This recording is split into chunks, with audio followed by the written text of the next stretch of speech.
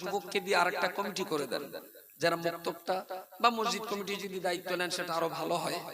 মক্তবটা ঠিকঠাক চলছে কিনা, বাচ্চাদের পড়াশোনা ঠিকঠাক হচ্ছে কিনা, প্রতিদিন কমিটির একজন মানুষ একটু যখন পড়ানো হবে, আজকে আপনি থাকলেন, কাল একটু আমি থাকলাম, পরশুদিন আরেকজন থাকলো, এইভাবে যদি একটু যত্ন নেন, দেখুন সব কাজ তো হচ্ছে আপনাদের। আপনাদের ভ্যানটা চলছে, সাইকেলটা চলছে, বাইক চলছে, দোকান খোলা হচ্ছে, চাষাবাদ হচ্ছে। যদি আপনার দোকানটা বন্ধ হয়, গাড়া কতটা জ্বালা করতো। মুক্তব বন্ধ হয়েছে, আপনাদের গা জ্বালা করছে? গা জ্বালা একদম করছে না। তার মানে কোরআনের প্রতি আপনাদের কোনো ভক্তি নাই। ভক্তি থাকলে গাড়া জ্বালা করতো।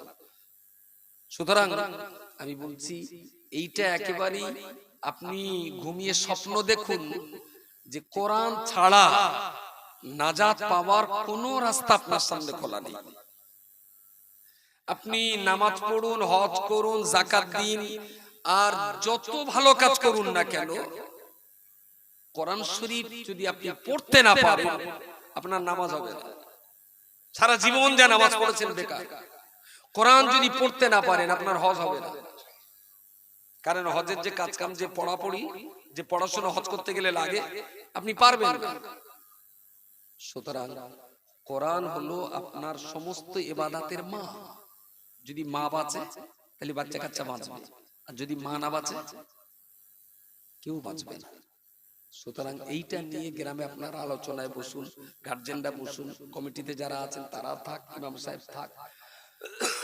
আর যদি এই মক্তবের জন্য আমাদের কোনো প্রয়োজন হয় বলবেন। আমরা 256টা গ্রামে মক্তব চালাই। MIVP মডেল ইসলামিক ভিলেজ প্রজেক্টের আওতায় 256টা গ্রামে আমরা মক্তব চালাচ্ছি। কাছাকাছির ভিতরে আপনাদের মৌখালীতে আছে, আমাদের কেরালা মডেল একটা স্কুল মৌখালীতে আছে। কেরালা মডেল স্কুল মিন্স মক্তব, মসজিদ কেন্দ্রিক এই মক্তব।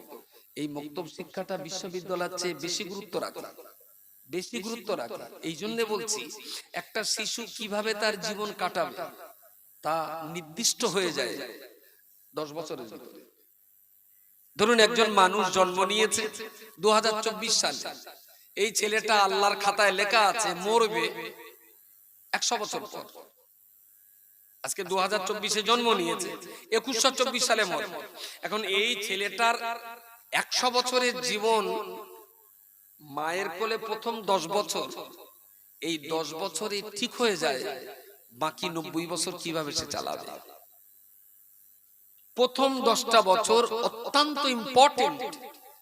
এই 10 বছর এই বাচ্চার আদব আখলাক, শিষ্টাচার, কথাবার্তা, ধরন ধারণ, শিক্ষা দীক্ষা, নীতি নৈতিকতা যা কিছু এই 10 বছরে দেবে, ও तमाम জীবন কিন্তু সেই কথাগুলো মনে রাখবে। যদি এই 10 বছরের ভিতরে বাচ্চার ভিতরে কোরআন ঢোকাতে পারে, ইনশাআল্লাহ শেষের 90টা বছর ও কিন্তু কোরআনের কথা মনে রাখবে। আর এই 10টা বছর গুরুত্বপূর্ণ। এর ভিতরে যদি বাচ্চাকে আপনি আদব আখলাক, শিষ্টাচার, ভদ্রতা, কোরআনের তালিম যদি না দিতে পারেন, তাহলে জানলেন হাতছাড়া হয়ে গেল, সর্বনাশ হয়ে গেল। যদি এ ব্যাপারে আমার কোনো সাহায্য লাগে ফোন করবেন। আমাদের একটা টিম আছে, ম্যানেজমেন্টের টিম, ওরা আসবে, ওরা দেখবে, আপনাদের সঙ্গে বসবে, ভালো মন্দ আলোচনা করবে। আশা করছি তাদের নিয়ে বসলে আপনাদেরও কিছু উপকার হবে, মক্তবটা চালানো সহজ হবে। টাকা আমরা দেই না, আমরা মানুষকে পরামর্শ দিই, ম্যানেজমেন্টের কথা বলি।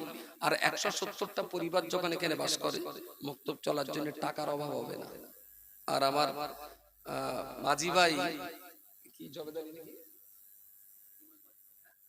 জবেদ মালি মাঝি, এই রাত্রিবেলা যদি একটা মানুষ 12,500 টাকার গোশত দিতে পারে তাবারুকের জন্য, আমি দায়িত্ব নিয়ে বলছি এই গ্রামে কোরআন শিক্ষার জন্য মানুষ আরো অনেক কিছু দিতে পারে। সবার তাবারুকের জন্য যদি এটা দিতে পারে, কোরআনের জন্য মানুষ আরো অনেক কিছু দিতে পারে। আমার মনে হয়েছে শুধু পরিবেশ পরিস্থিতির অভাব, এইটা আমরা ম্যানেজমেন্ট ঠিকঠাক করতে পারলে হয়তো সেই জায়গাটা ফিরবে। আপনাদেরকে বলছি, যদি প্রয়োজন মনে হয় আমাকে ফোন করলে আমার ম্যানেজমেন্টের টিম আপনাদের গ্রামে আসবে। ব্যাপারটা একটু মাথায় রাখবেন, আমার জন্য দোয়া করবেন, ভালো থাকবেন। বঙ্গনুর পত্রিকাটা রয়েছে, পারলে সবাই 5টা করে টাকা দিয়ে একটা করে কাগজ নিয়ে একটু পড়বেন। আর তাবারুক কিভাবে দেওয়া হয়, তাবারুক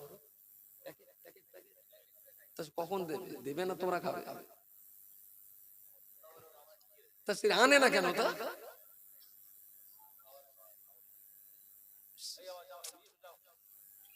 সিস্টেমটা কি করে দেওয়া হয়?